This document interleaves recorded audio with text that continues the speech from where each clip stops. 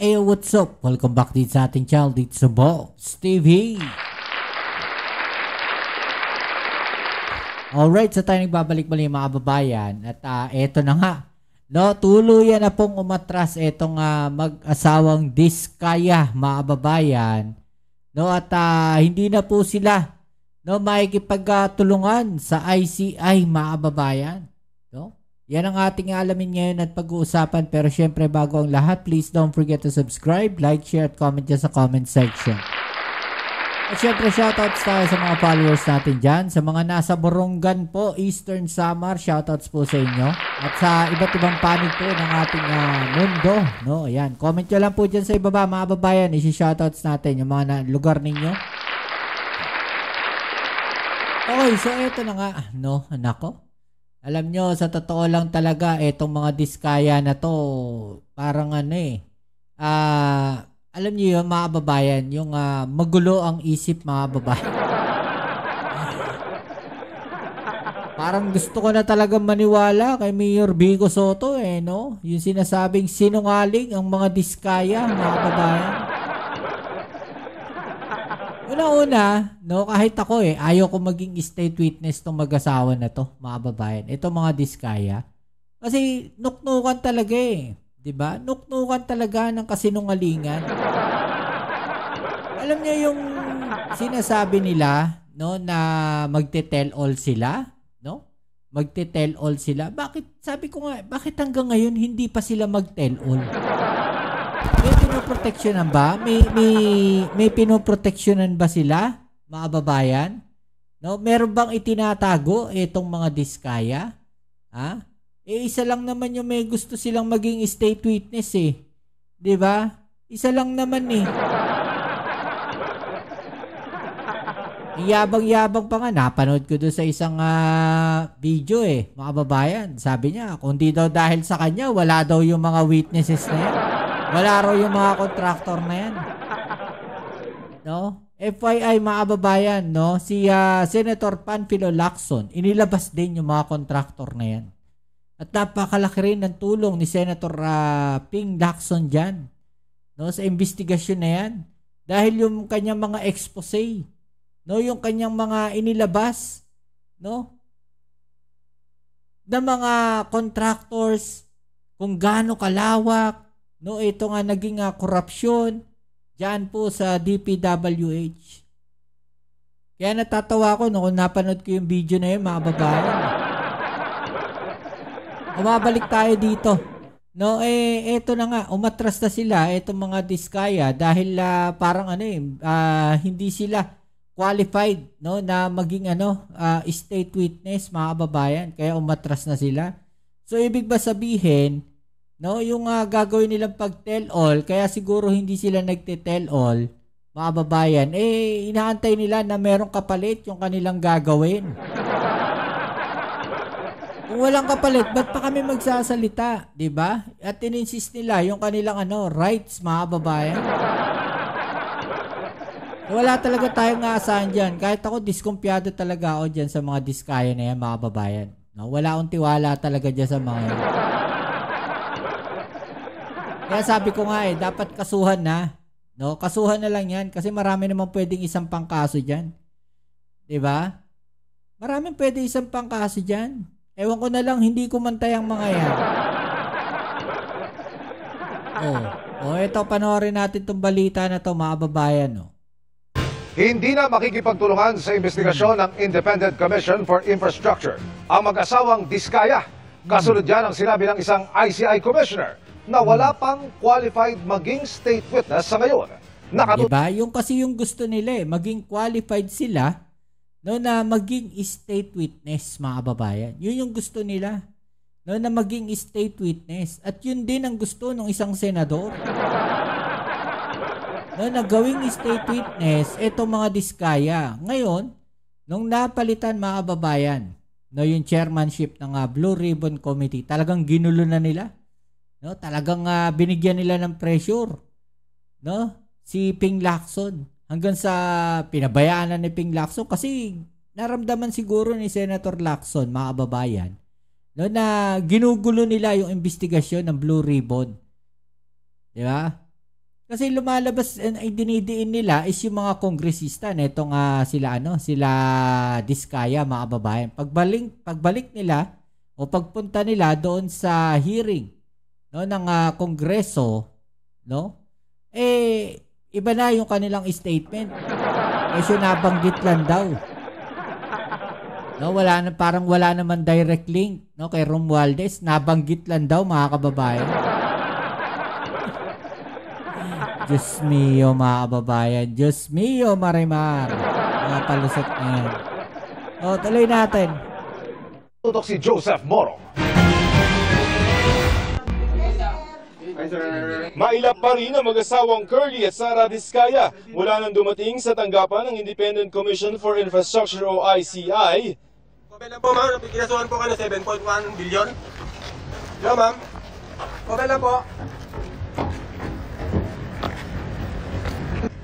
Hanggang nang lumabas pagkatapos ng isang oras na pagdinig. Nagsabi pala ang mag-asawang Diskaya sa ICI na hindi na sila makikipagtulungan sa investigasyon nito. Alam nyo, mga kababayan, meron na nagsabi dyan no, na wag na kayo makipagtulungan dyan dahil wala na mangyayari dyan sa investigasyon na yan. Ito nakikita ko dyan, mga kababayan. No? Merong puwersang nasa likod na gustong sirain yung ICI na yan, mga kababayan. No? Gusto nilang sirain yung kredibilidad ng ICI mismo. Na dahil kung itong mismong mga Diskaya ay umatras na, no? Itong mga Diskaya ay umatras na, pwede nilang ipuntos yan. No? So ano yung pwedeng mangyari? 'Di ba? Masisira yung kredibilidad ng ICI. 'Di ba? So bobuelta na naman yan kay Pangulong Bongbong Marcos. Ganun kasimple. No, sasabihin na naman nila na walang kredibilidad talaga yung ICI na yan. No, kasi binuo yan ni Pangulong Bongbong Marcos. 'Di ba? Yan na naman yung ibabato ng mga yan, ng mga DDS. 'Di ba? O antayin niyo, lalabas yan, no? Lalabas yan, mga kababayan. Merong magsasalita niyan na sasabihin walang kredibilidad ang ICI. Yan kasi talaga yung purpose nila, mga kababayan. No, sa pag-atras. No, yun lang naman yung aking analysis lang na, mga kababayan. Hindi naman yan yung sinasabi natin totoong nangyari. No, na baka may nagsalita diyan sa mga Diskaya, wag na kayong magsalita. No, wag na kayong magbigay ng impormasyon diyan sa ICI. No, para masira yung kredibilidad ng ICI. Kasi hindi naman na kami nag-i-investigate. Wala kayong mapapala diyan. No, change plan na tayo. No, change plan na. On the advice of their counsel, they invoke their right to self-incrimination. Diba? Nag-invoke na sila ng rights for self-incrimination, mga babae. Pinasakay lang kayo ng mga Diskaya. No? Ginawa lang kayong tanga. Inaasa kayo, no, ng mga Diskaya. Diba? Kasi ang gusto nila mangyari, mga kababayan, palit. No? Kakanta kami, pero palit. No? Lagay nyo kami bilang state witness. Pero kung hindi nyo kami gagawing state witness, no, ba't kami magtuturo? Ba't kami kakanta? Diba? Sabi siguro ng abogado, wag na kayo magturo, wag na kayong kumanta. Diba? Harapin na lang natin yung mga kaso nila na isasampa sa atin. Mukhang mas madaling lusutan yun. Wala pang madadawit. Diba? Wala pang madadawit, no, ng mga politician. Diba? Pero ang problema, mga kababayan, the harm is done. Diba? Nagturo na sila. Yun yung masaklap dun eh. No? Nag-name drop na sila. Diba? Yun yung masakit dun. Nag-name drop na sila. Nagturo na sila ng mga tao. Ng mga kongresista. Diba? The harm is done.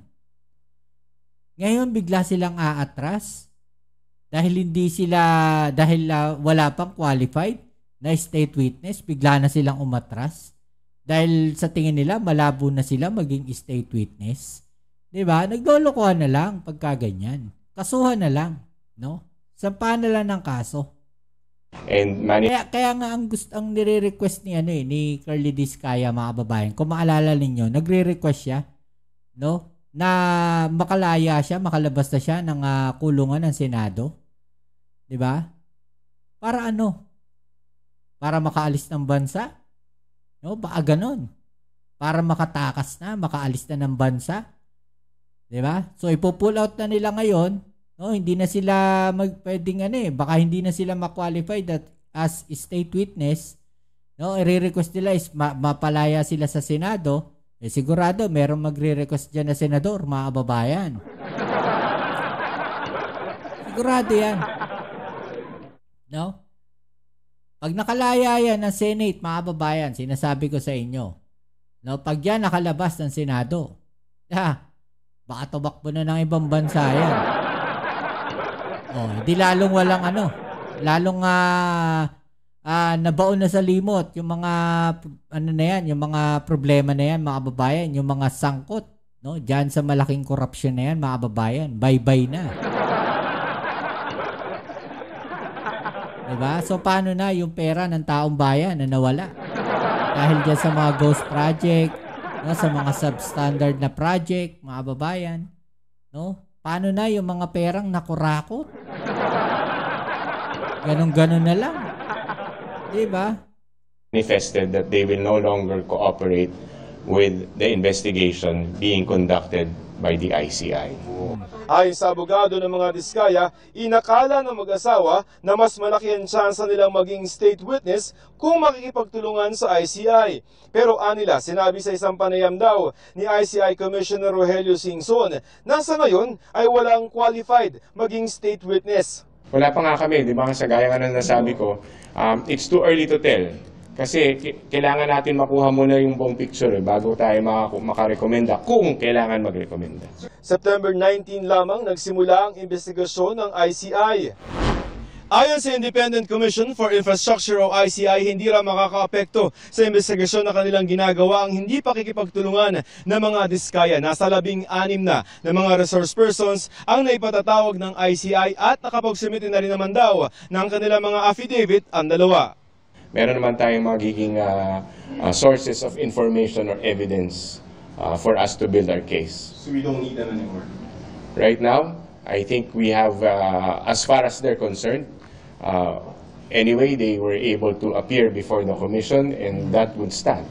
And we will take those into consideration still. Sabi ng opisina ng ombudsman na nag-iimbestiga rin at magre-rekomenda ng mga kaso misguided o mali ang gabay sa mga Diskaya. Pakipagtulungan sa gobyerno nila ang tanging magagawa ng mag-asawa. Dahil naman sa sakit kung kaya hindi nakaharap sa ICI, kahit nakaschedule si dating Public Works Undersecretary Roberto Bernardo. Siyang umano'y naglagay ng mga pondo para sa mga maanumalyang flood control project. Na-hospital naman itong Lunes pero balik Senate detention na ulit ngayong araw si dating DPWH Engineer Henry Alcantara. No, lahat na hospital nangyari, lahat na hospital, mga kababayan. Pinasuri siya dahil sa inireklamong chest discomfort na lumabas ng muscle spasm. 16 na tao naman ang ipinadadagdag ng ICI sa Immigration Lookout Bulletin para ma-monitor kung mag-a-abroad. Kabilang sa kanila sina dating Congresswoman Mary Mitzi Cahayon Uy, ang ama ni Quezon City 1st District Representative Arjo Atayde, na ayon sa mga Diskaya ay personal nilang inabutan ng komisyon. At si Romeo Bogs Magalong na umano'y tauhan ni Quezon City 4th District Representative Marvin Rillo.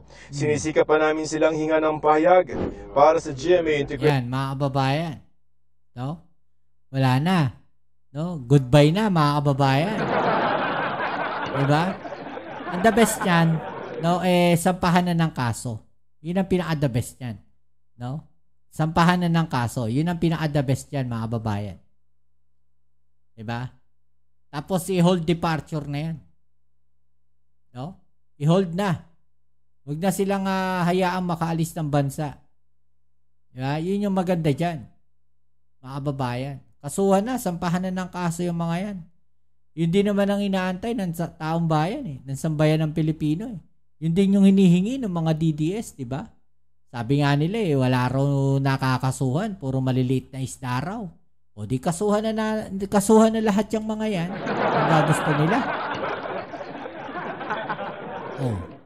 Di ba? So, kawawa. Kawawa tayo dito sa mga diskaya na ito, mga babayan.